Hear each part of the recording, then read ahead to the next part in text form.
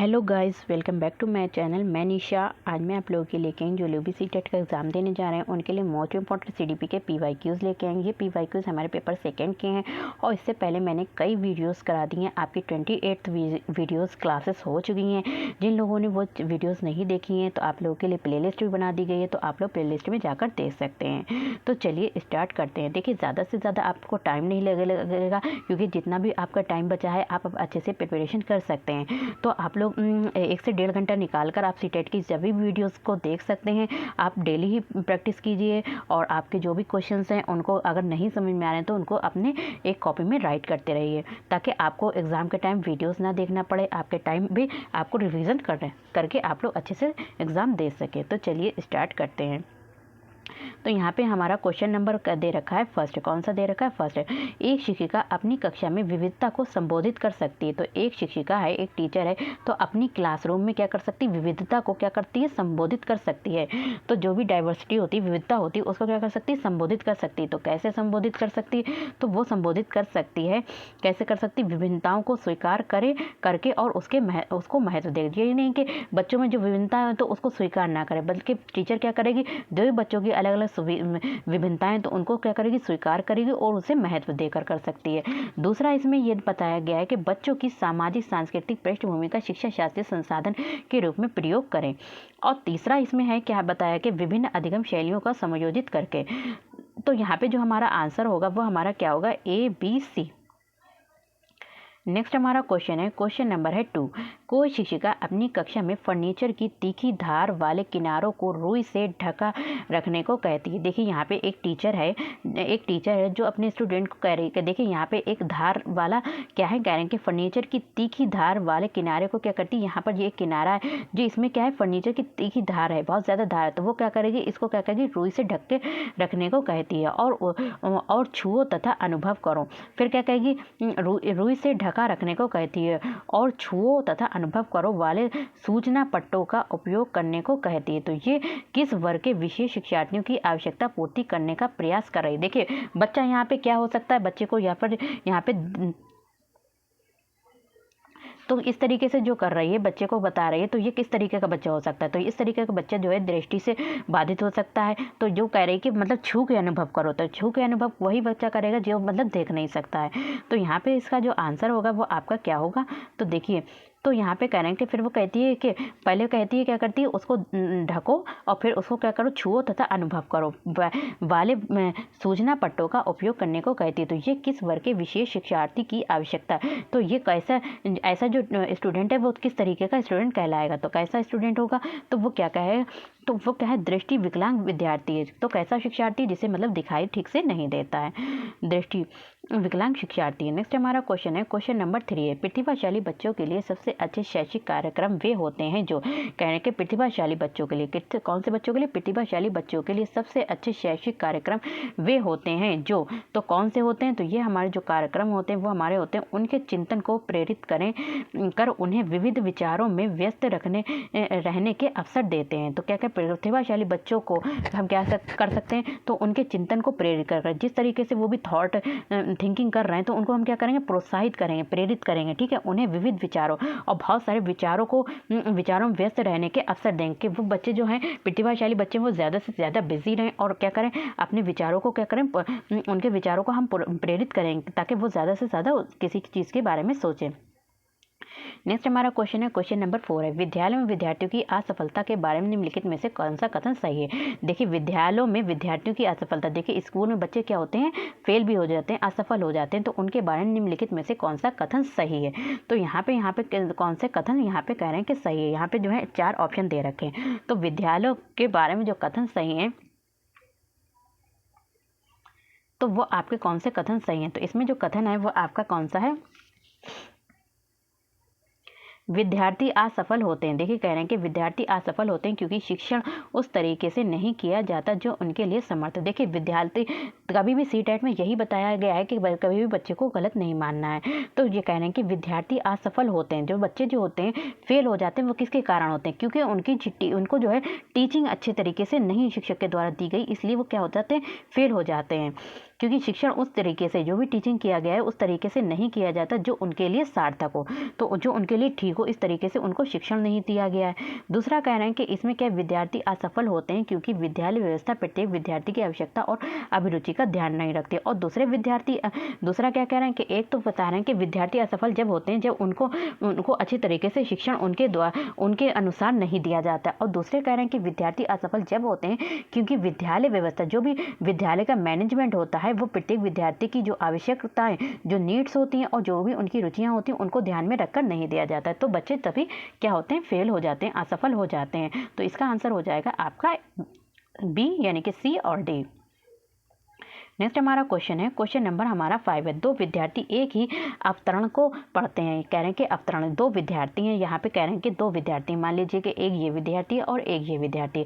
अब दो विद्यार्थी हैं, एक ही अवतरण को पढ़ रहे हैं, मान लीजिए ये अवतरण है, ठीक। तो इसको क्या करते हैं, दोनों लोग एक ही अवतरण को पढ़ते हैं, फिर भी इसके बिल्कुल विभिन्न अर्थ निकालते हैं, लेकिन यही जो शब्द यहाँ पे लिखा है वो शब्द यहाँ पे भी लिखा है, तो क्या कर रहे हैं, दोनों इनके क्या निकालते हैं, और जो भी अर्थ मीनिंग निकालते हैं तो वो क्या निकालते हैं, अलग अलग। तो यहाँ पे जो कह रहे हैं कि जो मीनिंग निकालते हैं दोनों क्या निकालते हैं, वो अलग अलग निकालते हैं, क्योंकि तो उनके बारे में निम्नलिखित में से कौन सा कथन सत्य है। तो इनका यहाँ पे क्या है, क्योंकि इनका डेवलपमेंट अलग अलग हुआ है, तो कह रहे हैं कि यहाँ पे कह रहे हैं कि क्यों ऐसा हो रहा है, तो ऐसा क्या क्यों हो रहा है,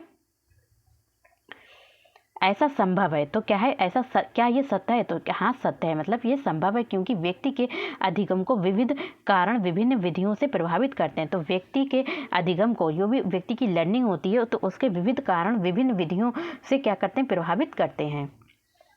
नेक्स्ट हमारा क्वेश्चन है, क्वेश्चन नंबर 6 है। यहाँ पे कह रहे हैं कि राष्ट्रीय पाठ्यचर्या की रूपरेखा यानी कि एनसीएफ 2005 के अनुसार अधिगम अपने स्वभाव में, या जो भी लर्निंग है, तो लर्निंग अपने स्वभाव में जो है क्या है, तो लर्निंग अपने स्वभाव में क्या है, सक्रिय और सरल है। तो लर्निंग जो है अपने स्वभाव में क्या है, सक्रिय है और क्या है, सरल है।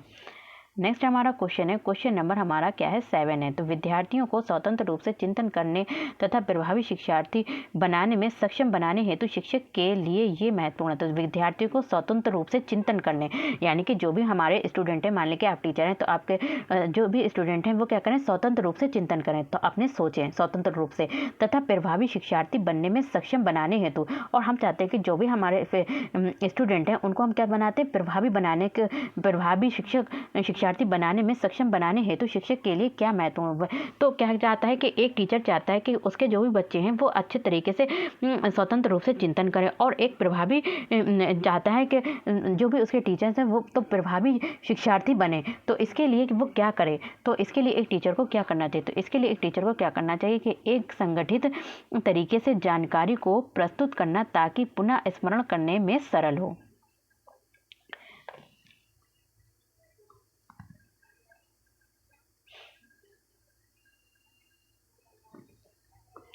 नेक्स्ट हमारा क्वेश्चन है, क्वेश्चन नंबर यहाँ पे है हमारा 8। यदि कोई शिक्षिका चाहे कि उसके विद्यार्थी समस्या समाधान कौशल प्राप्त कर लें, कि यानी क्या कह रहे हैं कि यहाँ पे कोई शिक्षिका यानी कि टीचर चाहे कि उसके जो भी विद्यार्थी हैं वो समस्या समाधान कौशल प्राप्त कर लें, यानी कि जो भी प्रॉब्लम सॉल्विंग स्किल्स होती हैं उसको क्या कर ले, प्राप्त कर लें, तो विद्यार्थियों को ऐसे क्रियाकलाप में लगाना चाहिए। तो वह हम चाहते हैं कि हम टीचर हैं, हमारे जो भी स्टूडेंट हैं वो क्या करें, उनके अंदर जो है जो समस्या समाधान की स्किल्स होती हैं वो डेवलप हो जाए, तो विद्यार्थियों को ऐसे क्रियाकलाप में लगाना चाहिए। तो हम कैसे ऐसे हम चाहते हैं कि हमारे विद्यार्थियों में क्या हो, समस्या समाधान कौशल जो हो, उनकी स्किल्स जो है वो प्राप्त कर लें। तो इसके लिए हम अपने बच्चों को किस में लगाएंगे, तो इसके लिए हम अपने बच्चों को किस तरीके से लगाएंगे, तो क्या करेंगे, पूछना, तर्क करना और निर्णय करना, इन चीज़ों में क्या करेंगे, बच्चों को लगाएंगे।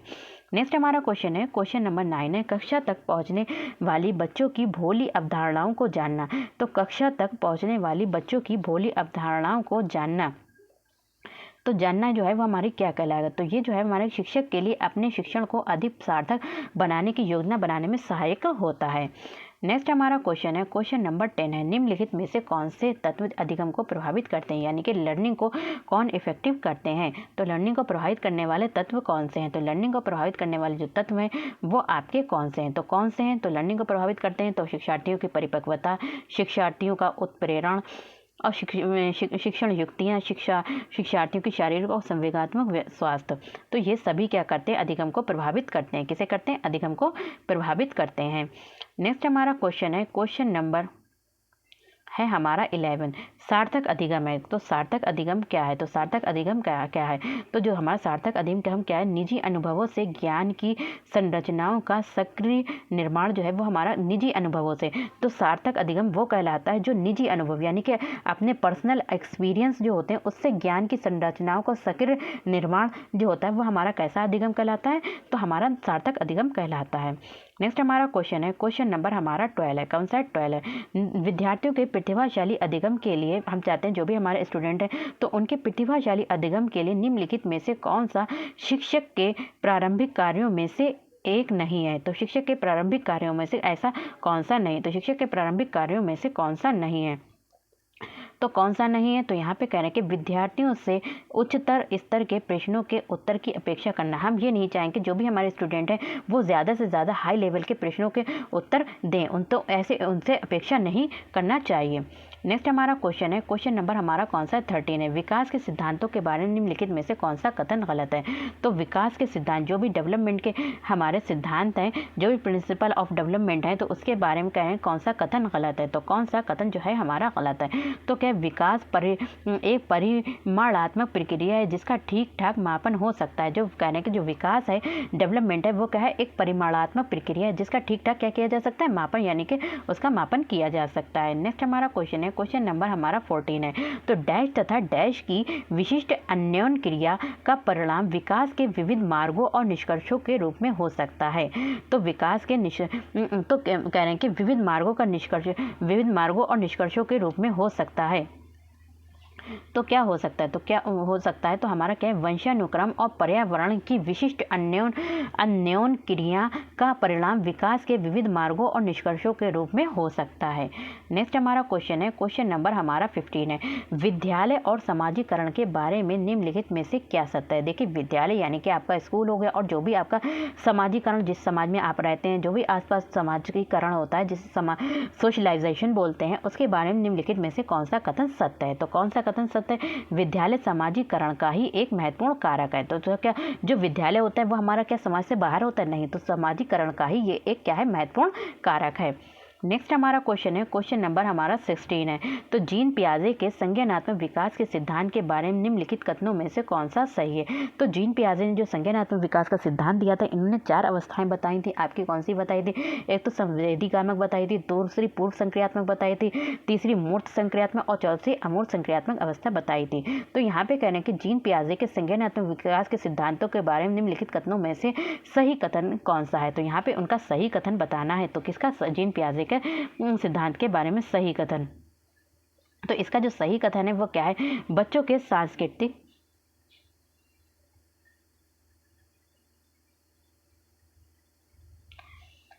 तो यहाँ पे कह रहे हैं, यहाँ पे जो कथन सही कथन है क्या है, बच्चों के सांस्कृतिक आधार के अनुसार इन चरणों का क्रम बदला जा सकता है। तो जैसी बच्चों की संस्कृति, जो भी उनका कल्चर है, उनके अनुसार ही इन चरणों को, जो भी उन्होंने चरण बताए हैं 4, उनको क्या किया जा रहा है, उनके चरण के जो क्रम है, उनका जो नंबर्स हैं, उनको क्या किया जा सकता है, बदला जा सकता है। किसके अनुसार, संस्कृति, बच्चों की सांस्कृतिक आधार पर। सॉरी एक मिनट, इसका जो आंसर है रॉन्ग है ये वाला। देखिए, इसका क्या, जीन पियाजे के संज्ञानात्मक, तो इसका जो आंसर है वो आपका क्या है, किसी चरण को छोड़ा नहीं जा सकता क्योंकि ये चरण स्थिर हैं। तो जो संज्ञानात्मक विकास के सिद्धांत के बारे में जो 4 चरण हैं, तो कहने के जो 4 चरण बताएं, तो उनमें से किसी चरण को क्या किया जा सकता है, छोड़ा नहीं जा सकता, क्योंकि ये चरण जो है वो क्या है, स्थिर हैं। नेक्स्ट हमारा क्वेश्चन है, क्वेश्चन नंबर हमारा है 17 है।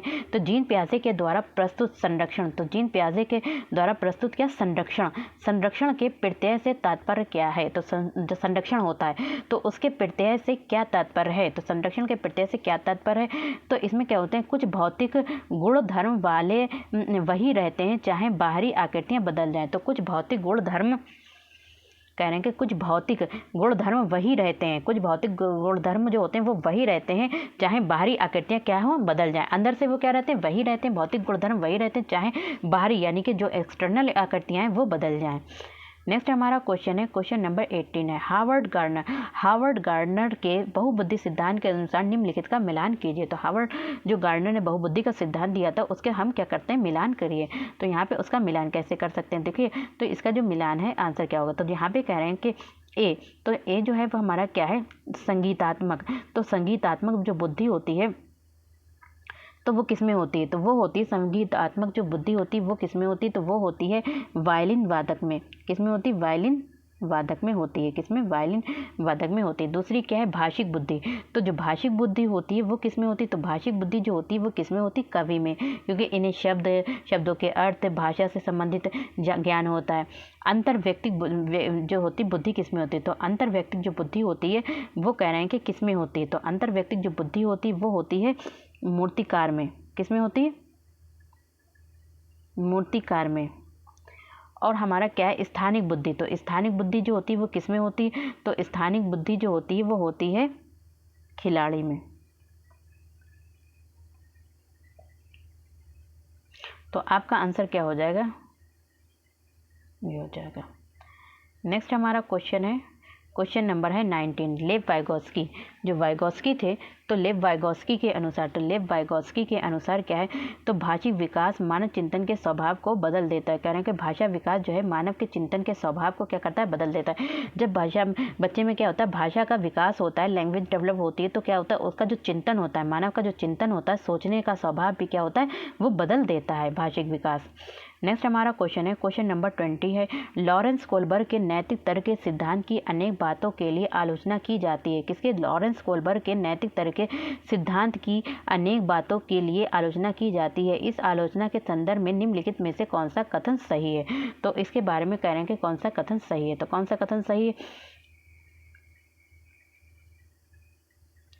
अपनी सैद्धांतिक रूपरेखा पर पहुंचने के लिए कोहलबर्ग ने पियाजे के सिद्धांतों को दोहराया। तो कह रहे हैं कि अपनी सैद्धांतिक रूपरेखा पर पहुंचने के लिए कोहलबर्ग ने किसके सिद्धांतों को दोहराया, पियाजे के सिद्धांतों को क्या कराया, दोहराया है। नेक्स्ट हमारा क्वेश्चन है, क्वेश्चन नंबर 21 है, निम्नलिखित में से कौन सा अधिगम के आंकलन को उजागर करता है। तो अधिगम यानी कि लर्निंग के असेसमेंट अधिगम के आंकलन को उजागर करता है। तो अधिगम के आंकलन को जो उजागर करता है वो कौन करता है, तो कौन करता है, तो शिक्षक विद्यार्थियों के विभिन्न चिंतन प्रक्रियाओं पर ध्यान देने के अलावा अब उनकी अवधारणात्मक समझ का भी आंकलन करता है। तो शिक्षक टीचर जो है विद्यार्थियों की चिंतन प्रक्रियाओं पर ध्यान देने के अलावा, यानी कि उनकी चिंतन प्रक्रियाओं पर ध्यान ही नहीं देता केवल, बल्कि उनकी जो अवधारणात्मक समझ है, उनकी समझ यानी कि उनकी चिंतन पर भी और समझ पर भी आंकलन करता है। नेक्स्ट हमारा क्वेश्चन है, क्वेश्चन नंबर 22 है, बाल केंद्रीय शिक्षा शास्त्र का अर्थ है। तो बाल केंद्रीय शिक्षा शास्त्र, तो इसका अर्थ क्या है, तो क्या है इसका अर्थ, तो बाल केंद्रीय शिक्षा शास्त्र का अर्थ क्या है, बच्चों के अनुभव और उनकी आवाज़ को प्रमुखता देना। तो बाल केंद्रीय शिक्षा शास्त्र का अर्थ है कि बच्चों के जो भी एक्सपीरियंस हैं या फिर उनकी आवाज़ को हम क्या करेंगे, उनमें प्रमुखता देंगे। नेक्स्ट हमारा क्वेश्चन है 23, निम्नलिखित में से कौन सा कथन भाषा और विचार के बारे में, यानी कि लैंग्वेज और जो भी थॉट्स हैं उसके विचार के बारे में पियाजे और वाइगोस्की के दृष्टिकोण का सही वर्णन करता है। तो पियाजे और दृष्टिकोण का सही वर्णन कौन करता है, यहाँ पे वर्णन करता है, तो कौन करता है, यहाँ पे कह रहे हैं कि 23 जो है कौन वर्णन करता है, तो कौन करता है यहाँ पे, पियाजे के अनुसार पहले विचार जन्म लेते हैं। तो पियाजे के अनुसार पियाजे कहते हैं भाषा विकास में के संबंध, तो कहते हैं किसके, भाषा और विचार के संबंध में। तो पियाजे ने यहाँ पे किया है कि पियाजे के अनुसार पहले विचार जन्म लेते हैं और वाइगोस्की के अनुसार भाषा का विचार पर भारी प्रभाव पड़ता है। नेक्स्ट हमारा क्वेश्चन है, तो हमारा 23 भी क्वेश्चन हो गया, सॉरी एक मिनट, क्वेश्चन था आपका यहाँ पे 22 हो गया, बाल केंद्रीय शिक्षा, फिर आपका आ गया 23। तो यहाँ पे कह रहे हैं, देखिए एक चीज़ देख रहे हैं इसको कौन सा, तो यहाँ पे कह रहे हैं कि पियाजे और वाइगोस्की भाषा और विचार के बारे में पियाजे और वाइगोस्की के दृष्टिकोण का सही वर्णन करना है। तो क्या है, दोनों मानते हैं कि, यहाँ पे कहना है कि दोनों मानते हैं कि बच्चों की भाषा से विचार जन्म लेते हैं। तो क्या मानते हैं, बच्चों की भाषा से विचार क्या लेते हैं, जन्म लेते हैं।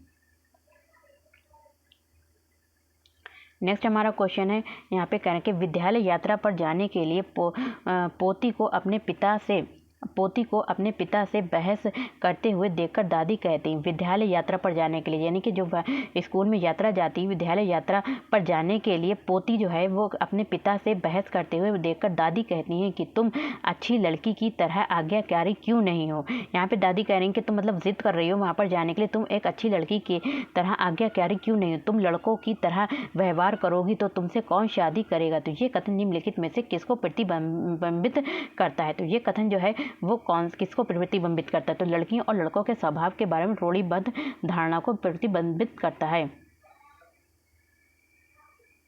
नेक्स्ट हमारा क्वेश्चन है 25 क्वेश्चन है, कह रहे हैं कि आंकलन के बारे में निम्नलिखित कथनों में से कौन से कथन सही है। तो आंकलन के बारे में कौन सा कथन जो है वो सही है। तो आंकलन के बारे में जो हमारे कथन सही है वो हमारे कौन से सही है, तो ए और सी। कौन सा सही है, ए और सी सही है।